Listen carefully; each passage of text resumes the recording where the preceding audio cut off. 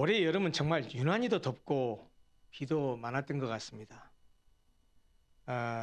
제가 얼마 전에 인터넷 기사를 통해서 실제로 기상청이 발표한 자료들을 봤더니 이렇게 발표가 됐더라고요.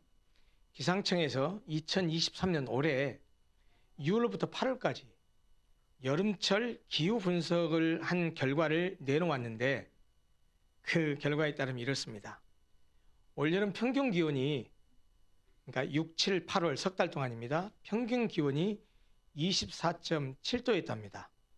그런데 이것은 그동안 이 여름철 6, 7, 8월의 평년 기온보다 1도가 높은 온도였다고 하고요. 기상 관측이 시행된 이후로 역대 4위로 높은 평균 기온이었다고 합니다.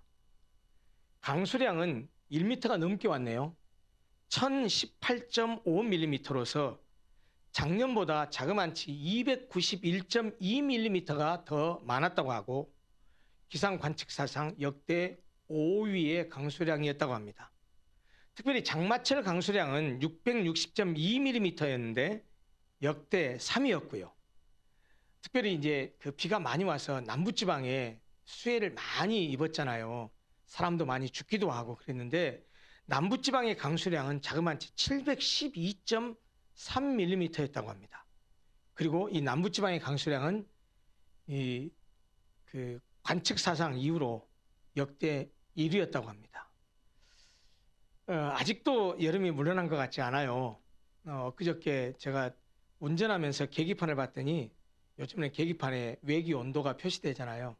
제 차량의 그 계기판을 보니까 36도, 그리고 그 다음 날도 35도. 이거 한여름 기온하고 다를 바가 없는 9월달 기온이었습니다.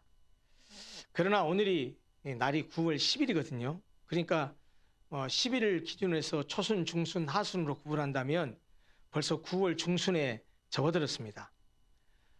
이렇게 무덥고 지리한 여름을 보냈지만 아직 여름은 가지 않았어도 세월은 가서 지금 벌써 9월 중순에 접어들었다 하는 그런 말입니다.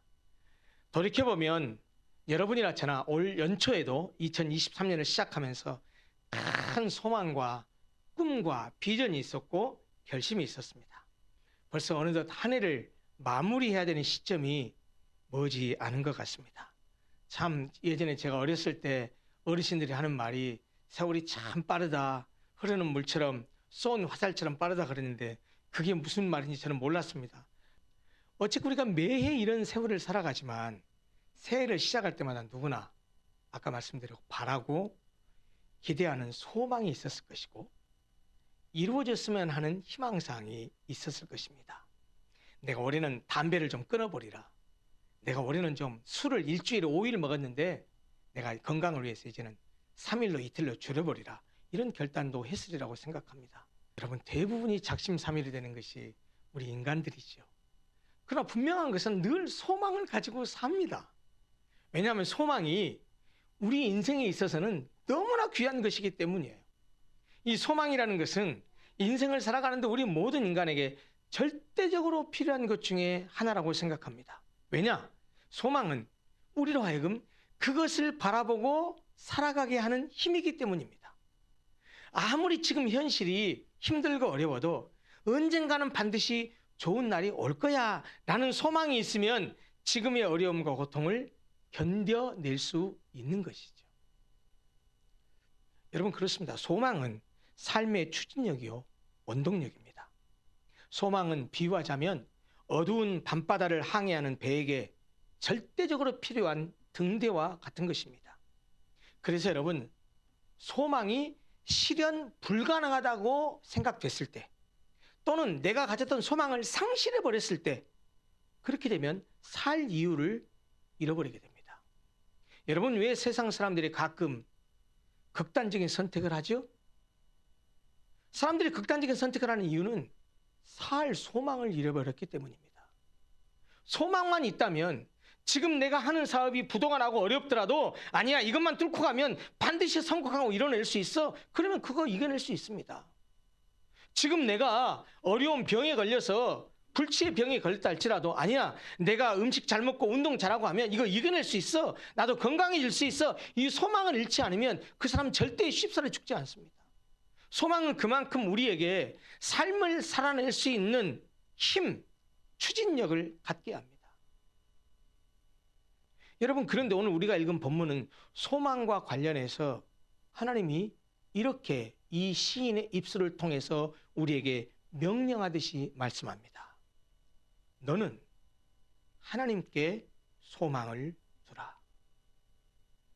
그러면 네가 소망을 둔 그 하나님께서 너에게 나타나 도와주실 것이고, 그로 인해서 네가 하나님을 찬송하게 될 것이다 라고 말하고 있습니다. 오늘 우리가 함께 읽은 이 시편 42편은요 150개나 되는 그 많은 시편 가운데 유일하게 시를 쓴 시인 자신이 자신의 처지와 신세와 자신의 모습을 동물에 비유한 유일한 시입니다. 오늘 본문 1절이 어떻게 시작합니까? 이렇게 말합니다. 하나님이여, 사슴이 시냇물을 찾기에 갈급함같이 내 영혼이 주를 찾기에 갈급하니이다. 이 사슴이요 시냇물을 찾아서 광야를 헤매고 다녔을지 모릅니다. 그런데 찾지 못했어요. 그래서 그 힘이 다해서 헉헉대면서 목말라 하고 있습니다. 그런 모습을 하나님을 갈망하는 시인 자신의 모습으로 비유했다라는 거예요. 기회가 되면 여러분들 이제 이스라엘 성지순례를 가시면 아시게 되겠지만 정말 황량합니다. 이 이스라엘 지역은 모래가 많은 사막 광야가 아니고요, 다 자갈 사막입니다. 정말 얼마나 척박한지 어디 물도 없고요, 풀 한 포기가 없습니다. 가끔 여러분 시편 23편에 여호와는 나의 목자시니 내가 부족함이 없으리로다. 그가 나를 푸른 초장에 누이시며 쉴 만한 물가로 인도하시는도다. 그것을 이미지로 해서 그린 성화들을 많이 보셨죠? 그러면 예수님이 지팡이 짚고 있고 양떼들이 많고 파란 잔디가 있고 중간에 개울이 흘러가는 그런 그림 보셨죠? 전부 다 거짓말입니다. 실제로 가서 보면요 그런 초장 없습니다. 진짜 초장이 어느 정도인지 아세요? 나 깜짝 놀랐어요. 선교사님이 그때 우리 가이드 하면서 그 광야에 내려가지고 여러분 몸을 낮춰서 바닥에다 놓고 이렇게 밑으로 한번 봐보세요. 그래서 진짜로 몸을 낮춰서 바닥을 멀리 봤더니요 이렇게 서서 봤을 때는 황량한 자갈 사막인데 밑으로 내려서 그 지평선으로 쭉 봤더니요 진짜로 파란 그 풀 같은 것이 그야말로 가뭄에 콩나듯이 몇 군데 있는데 그게 초장이랍니다. 그렇게 척박해요. 그러니 여러분 물도 아무것도 없고 무슨 그 강이라고 하는 것이 우리처럼 한강처럼 이렇게 흐르는 게 아니에요. 그러니까 강도 없고 물도 없으니까 헉헉거리고 돌아다니다가 사슴이 기진맥진에 있는 상태를 얘기하면서 내가 지금 하나님을 그렇게 찾습니다 라고 말하는 거예요. 여러분 왜 이 시인이 이렇게 하나님을 찾을까요? 사슴이 물이 없어서 죽어가서 그렇게 물을 찾는 것처럼 이 시인은 하나님이 지금 곁에 없는 거예요. 그 하나님이 내 옆에 계셔서 나를 지키시고 보호하시고 인도하시고 내 어려움을 극복하게 하시고 그 사람들 앞에 하나님 여기 있다고 짠 나타나게 할 수 있는 그렇게 돼야 되는데 하나님이 지금 옆에 안 계시다고 느끼는 거예요. 하나님이 없으면 내가 죽어갈 것 같으니까 목마른 사슴이 시냇물을 찾기에 갈급한 것처럼 내가 하나님을 찾기에 이렇게 갈급합니다라고 자기의 심적 상태를 그렇게 노래했습니다. 그래서 시인은 2절에 하나님께 가서 그의 얼굴을 친히 뵙기를 간절히 소원한다고 이렇게 읊었습니다. 2절입니다. 내 영혼이 하나님 곧 살아계시는 하나님을 갈망하나니 내가 어느 때에 나아가서 하나님의 얼굴을 배울까. 시인은 하나님을 간절하게 뵙고 싶지만 현실은 그렇지 못합니다. 어느 때에 나아가서 하나님을 뵐 수 있을지 탄식만 나옵니다. 그뿐만이 아닙니다. 그 다음 절에 보면 이 시인이 혼자 사는 게 아니잖아요.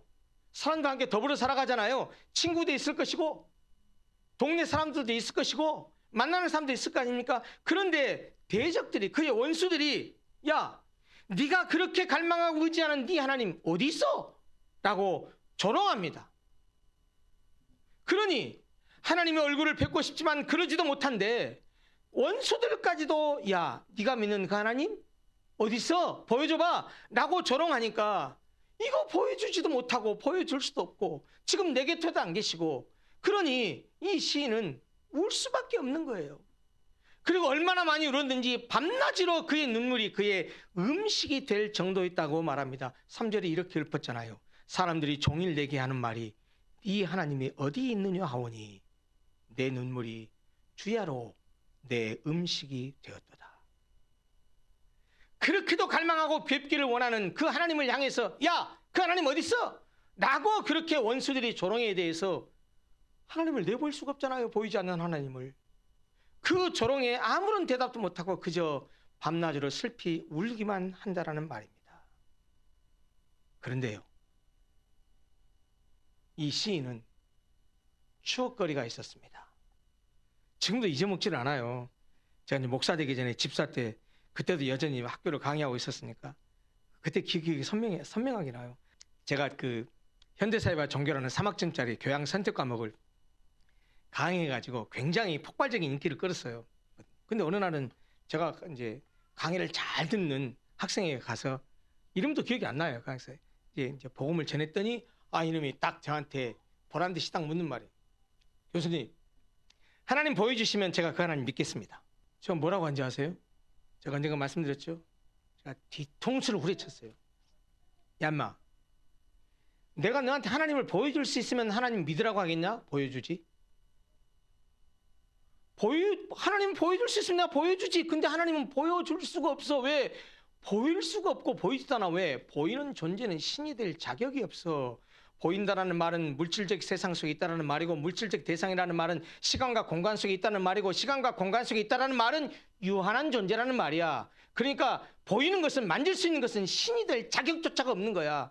하나님은 참되신 분이고 영원하신 분이고 비물질적인 영이시기 때문에 보여줄 수가 없어. 그렇기 때문에 너에게 믿으라고 하는 거야. 보이는 것은 보면 되는 거고 만질 수 있는 것은 만지면 되는 거야. 하나님은 그런 존재가 아니야. 이 시인도 그랬을 거예요. 그렇게 하나님을 갈망하고 사슴이 시냇물을 찾기에 갈급한 것처럼 이 하나님을 찾기에 그렇게 갈급해 하는데, 주변에서 그렇게 하나님을 사랑하고 갈망하는 이 시인을 향해서 야, 그 네 믿는 하나님 어디냐? 좀 내놔봐라. 미치고 환장을 노리시잖아요. 그들의 조롱에 그냥 밤낮으로 눈물을 흘리면서 음식을 삼을 수밖에 없었어요. 그러나 이 시인은 회상을 합니다. 과거에 즐거웠던 때를 회상합니다. 언제를요? 그 보이지 않는 하나님, 네 하나님 어디 있어? 라고 말한 그 하나님, 보일 수 없고 보이지 못하고 손에 잡히지 못하는 그 하나님이지만 그 하나님과 함께 기쁘고 즐겁게 그 하나님과 소통했던 과거의 때를 기억합니다. 여러분 4절을 보십시오. 시인이 이렇게 회상합니다. 내가 전에 과거의 옛날에 성의를 지키는 무리와 동행하여 기쁨과 감사의 소리를 내며 그들을 하나님의 집으로 인도하였더니 이제 이 일을 기억하고 내 마음이 상하는도다. 아마 이 구절을 보니까 이 시를 쓴 시인은 옛날에 여호와의 축제일에, 구체적인 축제일이 뭔지는 모르겠어요. 성일이라고 표현했으니까 뭐 그게 유월절이 될 수도 있고 아니면 뭐 나팔절이 될 수도 있고 초실절이 될 수도 있고, 아무튼 여호와의 절기에 축제일에 많은 무리와 함께 동행하면서 기쁨과 감사의 소리로 환호하면서 하나님을 찬양하면서 같이 온 그 사람들을 하나님의 집까지, 성소까지 인도했었던 것 같아요. 이 시인이 그런 경험이 있는 것 같아요. 그런데 4절 끝에 뭐라고 하죠?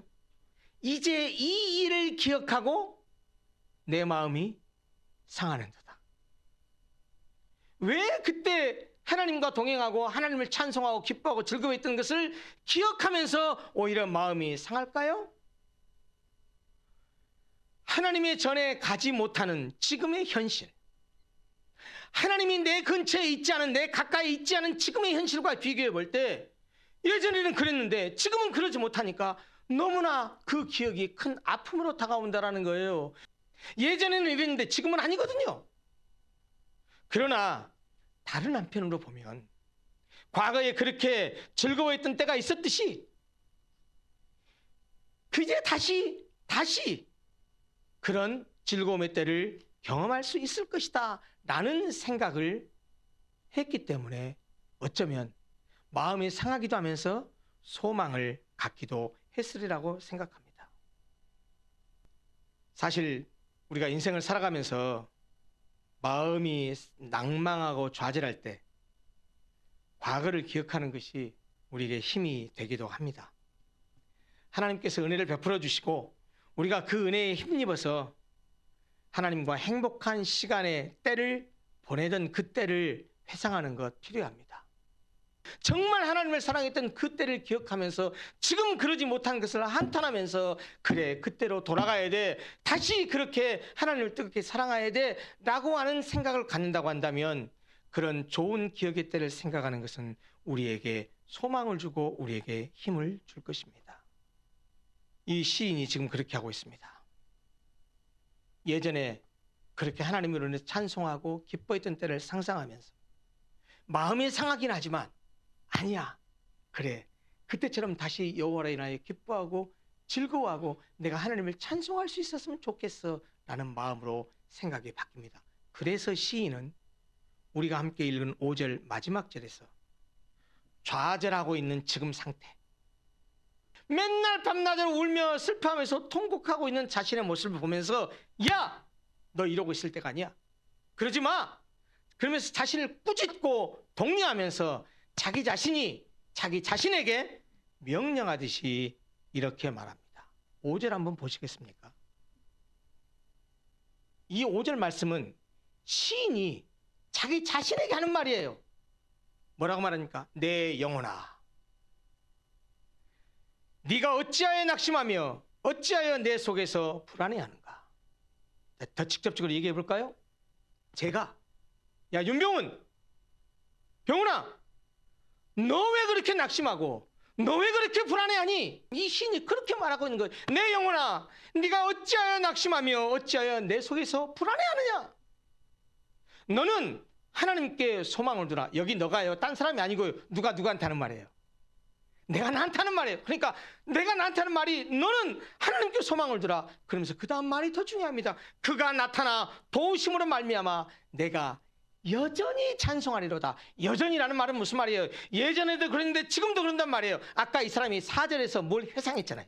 옛날에 성전에 올라가면서 그렇게 기뻐하고 즐거워하면서 춤췄던 것을 상상했잖아요. 그런데 지금은 야, 네가 믿는 하나님 어디 있어? 이렇게 조롱받고 있잖아요. 그런데 낙심하지 말고 불안해하지 말고 네 소망을 하나님께 두면 하나님이 너를 찾아와서 너를 도와줘서 옛날에 네가 그렇게 하나님을 찬송하고 기뻐했던 것처럼 여전히 네가 하나님을 찬송할 수 있을 거야 라고 말하고 있어요.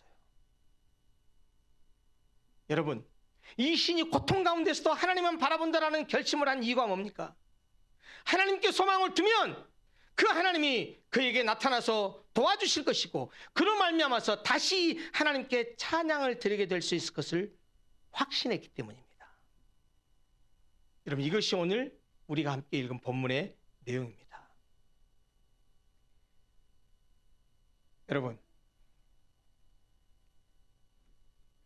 여러분들은 여러분들의 마음의 중심을 어디에 두고 계십니까? 여러분들은 어디를 바라보고 사십니까? 누구를 의지하고 살아가십니까? 어디에 소망을 두고 살아가시느냐는 말입니다. 때때로 우리 인간은 자신을 대단한 존재로 생각하고 젊음으로, 패기로, 능력으로, 실력으로, 재능으로, 스펙으로 무엇인지 해낼 수 있고 또 할 수 있다고 생각합니다. 열심히 최선을 다해 노력하면 이루지 못할 일이 없다고 생각합니다. 예, 저 부정하지 않습니다. 세상을 살아가려면 젊음도 패기도 필요합니다. 능력도 실력도 재능도 스펙도 필요합니다. 그리고 그것이 중요한 것도 사실입니다. 그리고 무엇을 하든지 최선을 다해야 하고 또 최선을 다하면 목적한 바를 이룰 수도 있습니다. 저도 그렇게 생각합니다. 그러나 여러분, 그렇다고 해서 우리가 우리의 인생을 하나님 없이도 스스로 꾸려나갈 수 있다고 착각하지는 마십시오. 성경은 우리 자신을 포함한 모든 인간이 연약하고 유한한 존재이기 때문에 아무리 크고 위대하고 힘있고 능력 있어 보여도 우리가 진정으로 믿고 의지할 대상이 아니요, 그에게 소망을 둘 그럴 존재는 아니라고 말씀합니다. 우리가 시편 42편을 본문으로 취했지만 똑같은 시편 146편에 보면 이런 말씀이 있습니다. 시편 146편 3절, 4절, 5절 말씀입니다. 제가 읽어드릴 테니까 한번 들어보십시오. 귀인들을 의지하지 말며 도울 힘이 없는 인생도 의지하지 말지니 그의 호흡이 끊어지면 흙으로 돌아가서 그날에 그의 생각이 소멸하리로다. 야곱의 하나님을 자기의 도움으로 삼으며 여호와 자기 하나님에게 자기의 소망을 두는 자는 복이 있도다. 이렇게 말씀합니다. 여기서 우리는 이 3절의 첫 번째 구절, 귀인들을 의지하지 말라라는 말씀에 주목할 필요가 있습니다. 여러분, 이 귀인이 누구입니까? 문자 그대로 귀할 귀, 사람 인자니까 귀한 사람입니다. 즉 사람들이 귀하게 여기는 사람을 말합니다. 그러면 사람들이 어떤 사람들을 귀하게 여기죠? 사람들이 귀하게 여기는 사람들은 누굽니까? 예, 높은 지위와 권력을 가진 사람들, 많은 재물과 경제력을 가진 사람들, 한마디로 말하자면 뭔가 영향력이 있는 사람을 말합니다. 우리는 그런 사람을 붙들고 그런 사람에게 의지하려고 합니다. 왜? 내가 없으니까. 내가 그것이 부족하니까. 그것을 가지고 있는 사람은 뭔가 영향력을 행사할 수 있으니까. 여러분, 그러나 성경은 그런 영향력이 있는 귀인을 의지하지 말라고 합니다.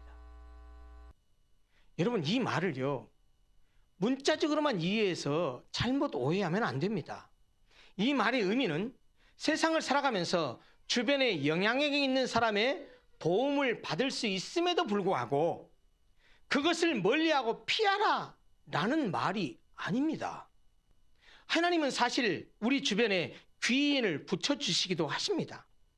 귀인을 많이 알고 그들로부터 도움을 받을 수 있는 것은 한편으로는 그 사람의 능력이요, 다른 한편으로는 하나님께서 그에게 주신 선물이요, 복입니다. 그러므로 예컨대 큰 사업을 하시는 분이 어떤 일을 도모하고 추진하고 진행할 때 높은 지위와 권력, 많은 재물과 경제력을 가진 이런 귀인들의 도움을 받는 것 자체가 나쁜 것이고 불신앙적인 것이라고 생각하면 안 됩니다. 그건 문자적으로 바라보는 거예요. 성경이 말하는 것은 귀인들을 의지 말라는 말은 무슨 뜻이냐면 그런 귀인들을 나의 참된 도움으로 생각하거나 그들에게 내 궁극적 소망을 두어서는 안 된다는 말입니다. 왜요? 귀인들이 나를 도와주는 것처럼 보여도 실제로 귀인들이 돕기도 하잖아요, 여러분들. 그래도 실제로는 누가 돕는 겁니까? 하나님이 돕는 거예요. 귀인이 도울 힘이 있는 것처럼 보이지만 실제로 이 일을 이루시는 분은 하나님이기 때문이에요. 그러므로 우리는 귀인의 도움을 받는 것, 그거를 일부러 피하거나 할 필요는 없습니다. 그러나 귀인의 도움을 받더라도 그 뒤에 계시는, 그 귀인의 손길 뒤에 계시는 보이지 않는 하나님을 믿음의 눈으로 볼 줄 알아야 되고 또 볼 수 있어야 됩니다. 여러분, 잠언 16장 9절이 뭐라고 말씀하시죠? 이렇게 말씀해요. 사람이 마음으로 자기의 길을 계획할지라도 그 걸음을 인도하는 자는 여호와시니라. 이게 무슨 말이죠? 귀인을 통해서 일을 모색하고 계획하고 준비할지라도 그 걸음을 인도하고 일을 이루시는 분은 귀인이 아니라 나를 도와주는 그 사람이 아니라 여호와 하나님이시라는 거예요. 그 사실을 잊지 말라는 겁니다. 아무리 귀인이 도움을 준다 해도 또 내가 아무리 힘을 쓰고 노력하고 애를 쓴다고 해도 하나님의 도움이 없다면 어떻게 되겠습니까, 여러분? 시편에는요 아주 단적으로 그것을 잘 묘사해 주는 비유가 있어요. 시편 127편 1절이 이렇게 말합니다. 우리가 아무리 애를 쓰고 우리가 아무리 노력해도 하나님이 함께하지 않으면 아무 의미가 없다는 사실을 시편 127편 1절이 이렇게 말합니다. 들어보십시오. 여호와께서 집을 세우지 아니하시면 세우는 자의 수고가 헛되며 여호와께서 성을 지키지 아니하시면 파수꾼의 깨어 있음이 헛되도다. 127편 1절이 말하는 것은 여호와께서 집을 세우지 아니하시면 집을 세우는 자의 수고가 헛되며, 그래 네가 집 짓는 건 맞다. 그런데 보이지 않는 하나님이 네가 짓는 집 함께하지 않으면 네가 짓는 집 허물어진다. 의미 없다. 네가 성 지키는 거 맞다. 너희들이 파수꾼을 세우고 보초를 세우고 해서 성을 지켜서 안전하게 지키는 거 맞다. 그런데 하나님께서 그 성을 지키지 않으면 파수꾼이 성을 지키는 것이 아무 의미가 없다. 헛되다. 이렇게 말하고 있는 거예요.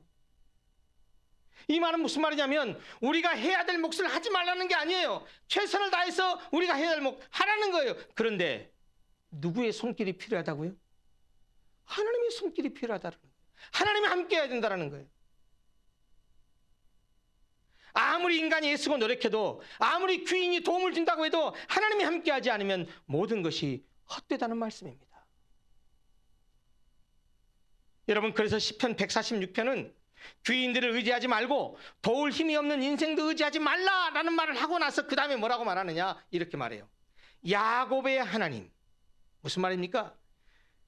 지렁이만도 못하다라고 했던 그 야곱, 그래도 그 야곱이 믿고 신뢰했던 그 하나님을 야곱처럼 자기의 도움으로 삼는 사람, 여호와를 자기의 하나님의, 여호와 자기 하나님에게 자기의 소망을 두는 사람, 그런 사람은 복이 있다라고 말씀하고 있는 거예요.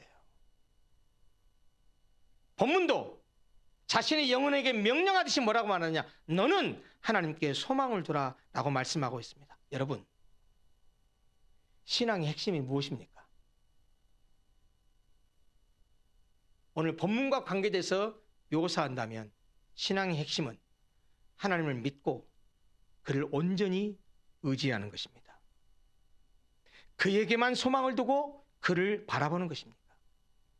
여러분, 그러면 그리스도인 성도는 어떤 사람입니까? 그 전능하신 하나님께 소망을 두는 사람입니다. 아브라함과 이삭과 야곱과 같은 믿음의 선진들이 자기의 소망으로 삼았던 그 하나님을 자기 하나님으로 삼는 그런 사람입니다. 그리고 바로 그런 사람이 복 있는 사람이라고 성경이 말하고 있습니다. 그런 점에서 하나님께 소망을 두는 것은 복받는 비결 중에 하나입니다. 그래서 우리가 복받고 살아가기를 원하는 하나님은 우리에게 끊임없이 이렇게 말씀하십니다. 너는 나를 의지하며 살아라. 너는 내게 소망을 두고 살아라. 이것이 하나님께 말씀입니다. 여러분, 오늘 설교 제목이 뭡니까? 하나님께 소망을 두랍니다. 아시다시피 오늘 설교 제목은 본문 5절에 있는 말씀을 그대로 인용하는 것입니다.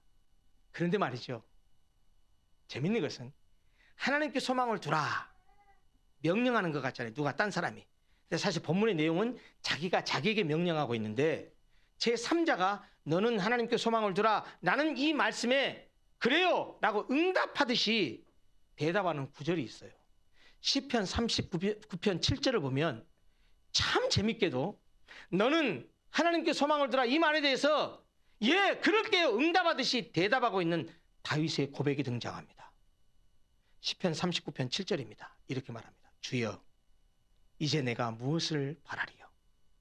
나의 소망은 주께 있나이다. 그런데요, 이 시편 39편의 7절 이 말씀 앞에 보면 왜 다윗이 나의 소망은 주께 있나이다 라고 고백했는지가 나옵니다. 왜 그러냐면요, 다윗은 자기가 너무나 연약한 존재라는 사실을 깨달았기 때문입니다. 시편 39편 4절 5절 6절 제가 읽어드릴게요. 다윗이 이렇게 말합니다. 여호와여 나의 종말과 연한이 언제까지인지 알게 하사 내가 나의 연약함을 알게 하소서. 주께서 나의 날을 한 뼘 길이만큼 되게 하시며 얼마나 짧습니까? 나의 일생이 주 앞에는 없는 것 같사오니 사람은 그가 든든히 서 있는 때에도 진실로 모두가 허사뿐이니이다. 진실로 각 사람은 그림자같이 다니고 헛된 일로 서론하며 재물을 쌓으나 누가 거둘는지 알지 못하나이다. 참 재밌는 표현들이 많습니다.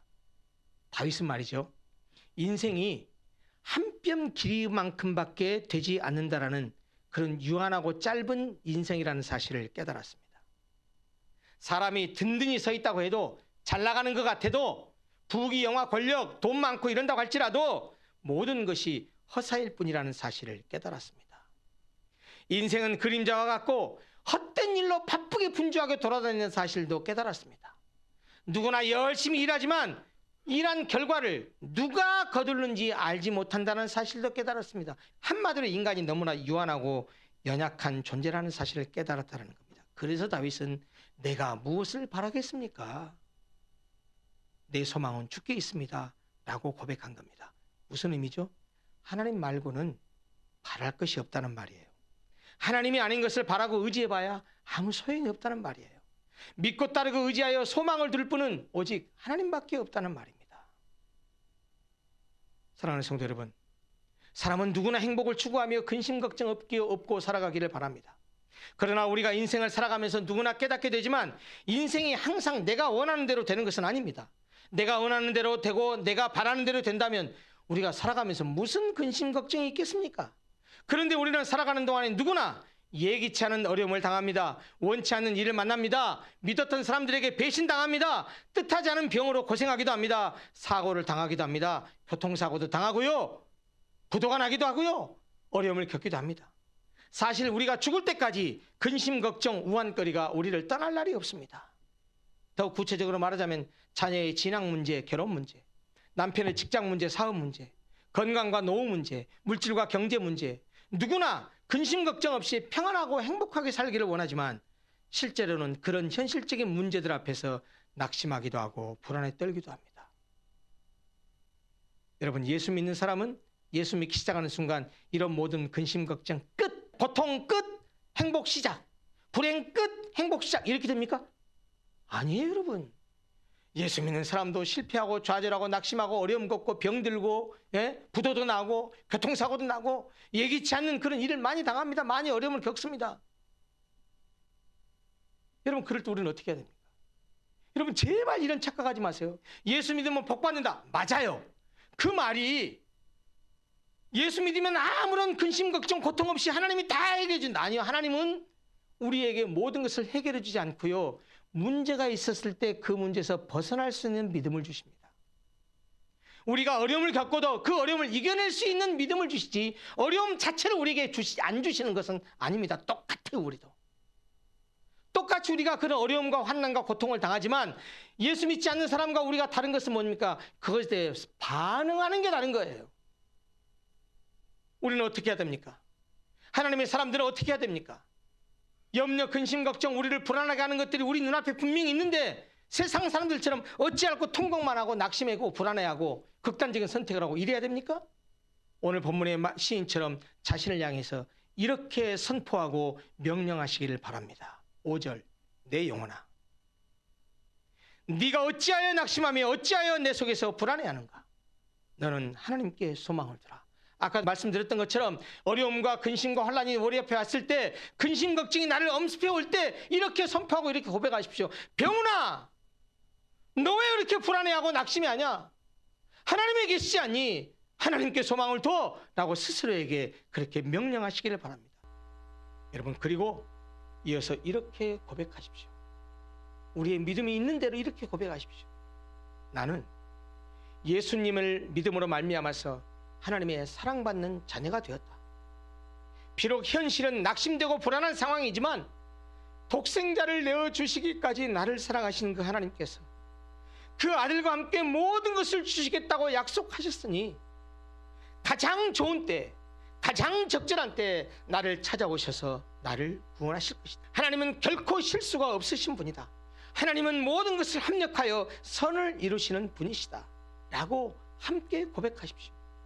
그러면 오늘 본문 5절 마지막 부분에서 말하고 있는 것처럼 이 시인이 그렇게 고백하고 확신에 찬 말로 노래하고 있는 것처럼 그렇게 하면 소망을 둔 그 하나님께서 우리에게 나타나실 것입니다. 가장 좋은 때 가장 좋은 것을 준비하셔서 우리에게 오실 것입니다. 그래서 우리를 도우시고 우리를 구원하심으로써 우리가 현실에 닥쳐있는 낙심케 한 문제들, 우리를 불안하게 한 그 문제들을 하나님께서 단번에 날려보내시고 우리로 하여금 하나님을 찬송하게 할 것입니다. 여러분, 그것이 오늘 시인이 읊은 시의 내용입니다. 내 영혼아 네가 어찌하여 낙심하느냐, 내 영혼아 네가 어찌하여 불안해하느냐, 너는 하나님께 소망을 두라. 그리하면 그 하나님께서 너에게 오셔서 네 모든 환난과 고통을 멀리하게 하시고 해결해 주시고 네가 그 하나님을 찬송하게 할 것이다 라고 자기 자신에게 명령하고 선포하고 있습니다. 사랑하는 성도 여러분, 우리도 살아가면서 어려움 겪습니다. 고통 없는 사람이 어디가 있습니까? 그러나 주저앉지 마십시오. 소망을 하나님께 두십시오. 하나님 분명히 나를 이렇게 세울 것이라는 확신 속에 살아가십시오.